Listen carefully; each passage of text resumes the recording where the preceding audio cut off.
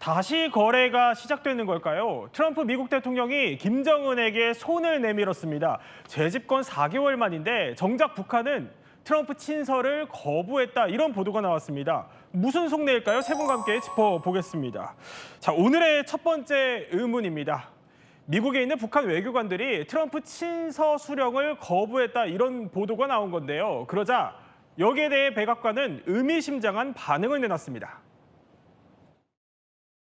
The president remains receptive to correspondence with Kim Jong-un, and he'd like to see the progress that was made at that summit in Singapore, which I know you covered in 2018 during his first term. As for specific correspondence, I'll leave that to the president to answer.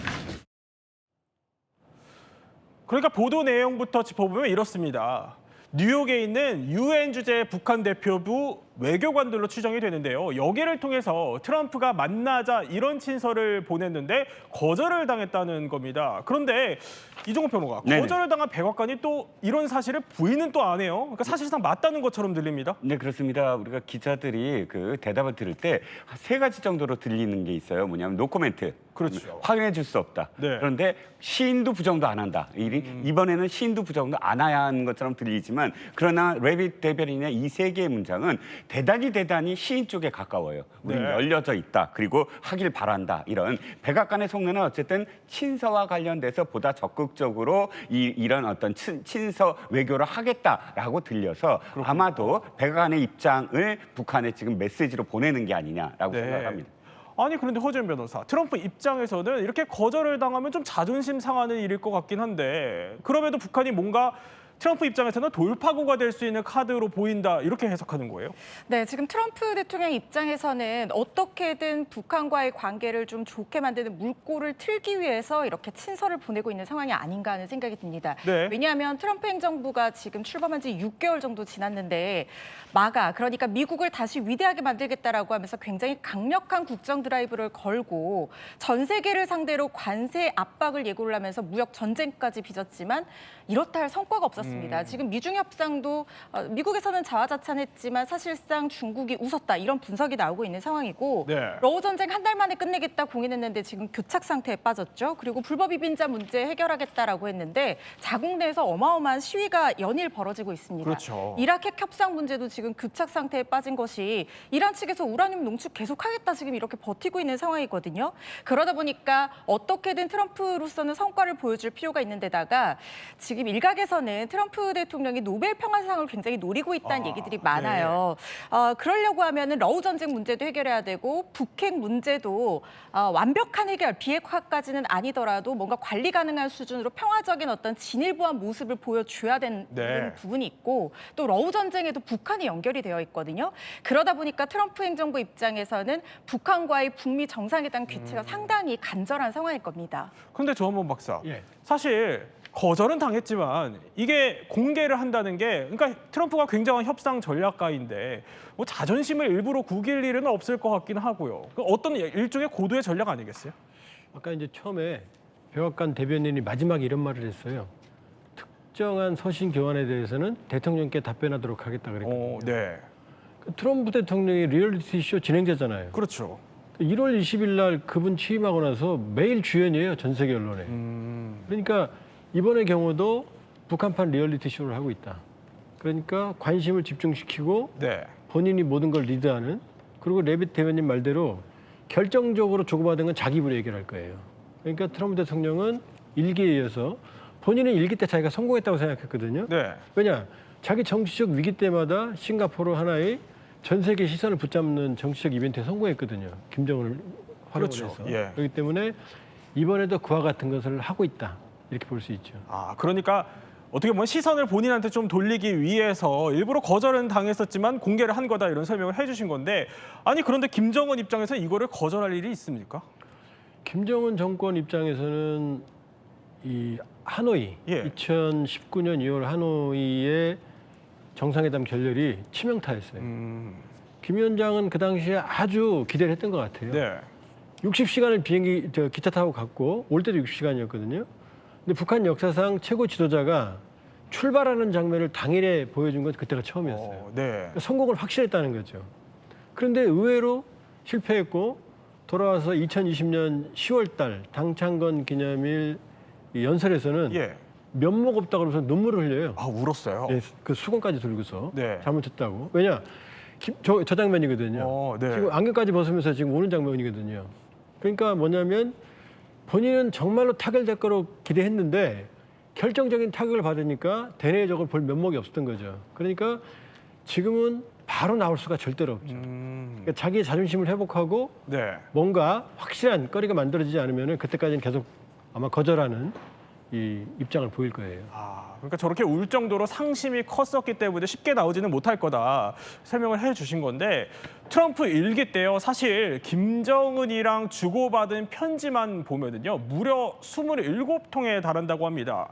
트럼프가 아름다운 편지다 이렇게까지 표현을 하기도 했었는데 아니 그러니까 지금은 상황이 어떻게 보면은 김정은 입장에서는 좀 삐져서 이거 안 받겠다 이런 거예요? 아니면 몸값을 좀 올리겠다는 건가요? 몇 가지가 있죠. 뭐냐면 몸값을 올리는 것도 있고 왜냐하면 지금 상황이 안 좋거든요. 근데 트럼프의 수법을 네. 김정은 정권은 이미 안 거죠. 왜냐? 자기는 이게 보안이 유지될 줄 알고 이 편지를 주고받았는데 나중에 트럼프 대통령이 뭐 20몇 통 받았다, 러브레터다, 예. 뭐 김정은이 뭐라고 그랬다 이걸 다 풀어버렸거든요.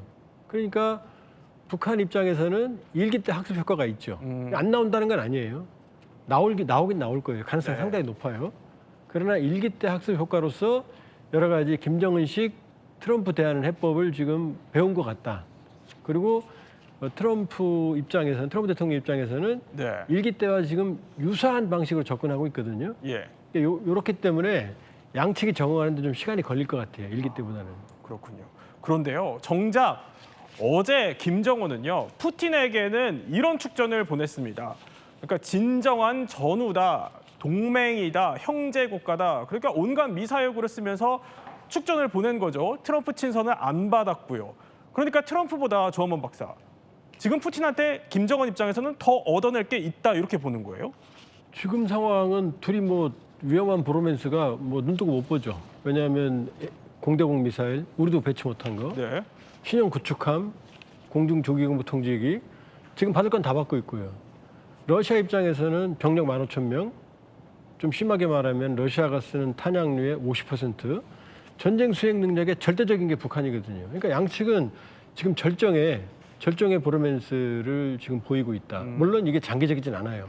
그러나 단기적으로 봤을 땐 고립된 김정은 정권을 그것도 썩어도 준철하고 러시아가 거의 혈맹 수준의 협력 관계를 하고 있으면 김정은 정권으로서는 상당히 든든할 수밖에 없죠. 단기적으로는. 그러면 단기적이라고 하셨는데 장기적으로는 별로 얻어낼 게 없다는 거예요, 러시아? 지금 저렇게 밀착을 하고 있는데요. 예. 지금 북한 원화대 달러가 지난해 요 시기에 10,000원이었는데 지난주 말 기준으로 27,000원이에요. 우리 치면 5,000원이라는 얘기예요. 네. 그럼 경제적으로 온기가 없다는 거거든요. 러시아는 산업이 없거든요. 러시아는 수출품의 75%가 자원이거든요. 그러니까 중국만큼 북한의 경제 회복에 경제적으로는 의미가 없다. 이대로 가면은 경제가 괴멸되거든요. 이미 괴멸된 상태고요. 그러니까 네. 장기적으로는 미국이 답이죠. 알고 있죠. 아니 이종근 평론가, 그러니까 지금 친서만으로는 김정은을 좀 움직이기는 쉽지 않다는 겁니다.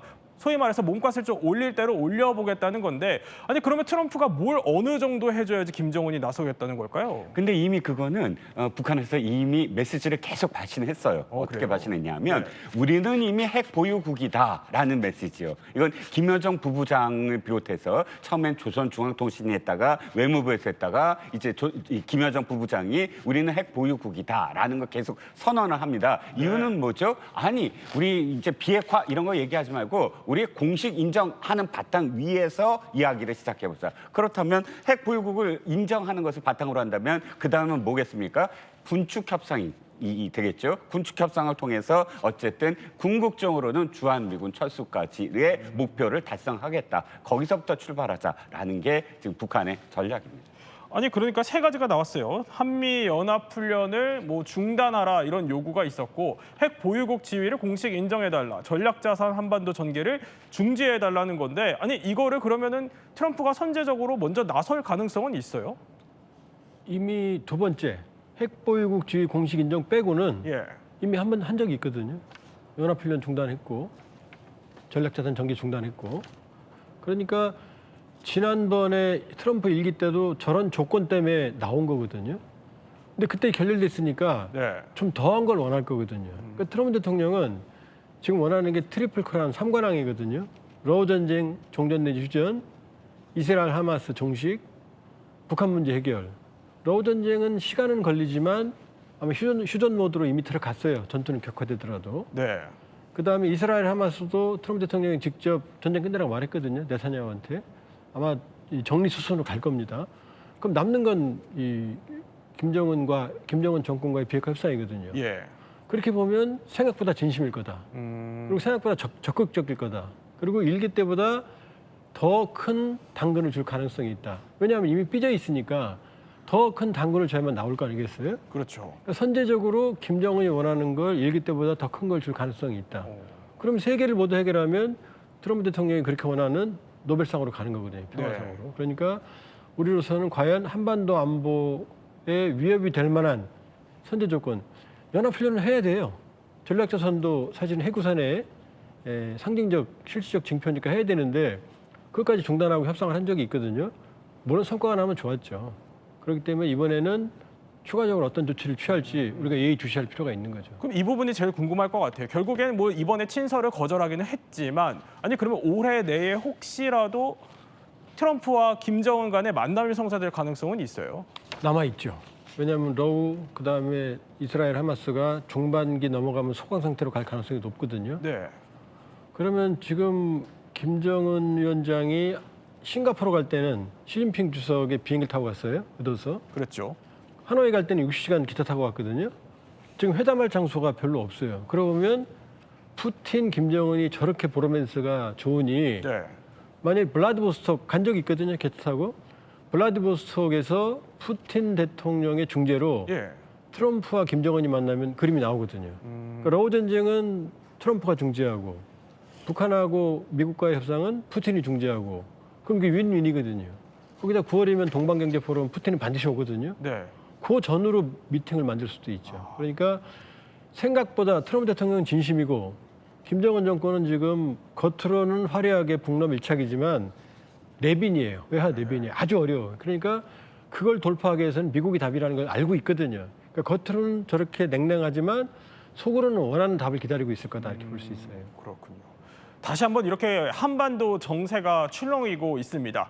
이런 가운데 북한도요, 나름 움직이기 시작하는 것 같습니다. 오늘 아침에 음악이 청취된 바는 없다. 기존과 달리 오늘은 아예 없었습니다. 청취가 안 됐다는 말씀이죠. 네. 아니 허준 변호사, 그러니까 정부가 대북 방송을 중지한 지 하루 만에 북한도 대남 방송을 중단하고 나선 거예요. 지금 영상 지금 보여드리고 있는데 저게 올해 1월 강화도 영상이거든요. 지금 굉장히 뭐 귀신 소리 같은 게 들리는데 저게 거의 한 80데시벨까지 올라간다고 해요. 지하철역이랑 비슷한 수준으로 날이 살 때까지 계속 저 소리가 들리는 건데 아니 오죽하면은 동물이 새끼를 낳다가 사상까지 했었다고요? 그러니까요. 사람뿐만 아니라 동물 그리고 이 접경 지역에 살고 있는 농가들의 이 가축 피해도 상당한 수준인 것 같습니다. 예. 사실 저 소리가 80데시벨 정도 된다고 하면 시끄러운 도로 소음, 뭐 헤어드라이기를 귀 옆에 대고 트는 그 정도 소음 수준이라고 하거든요.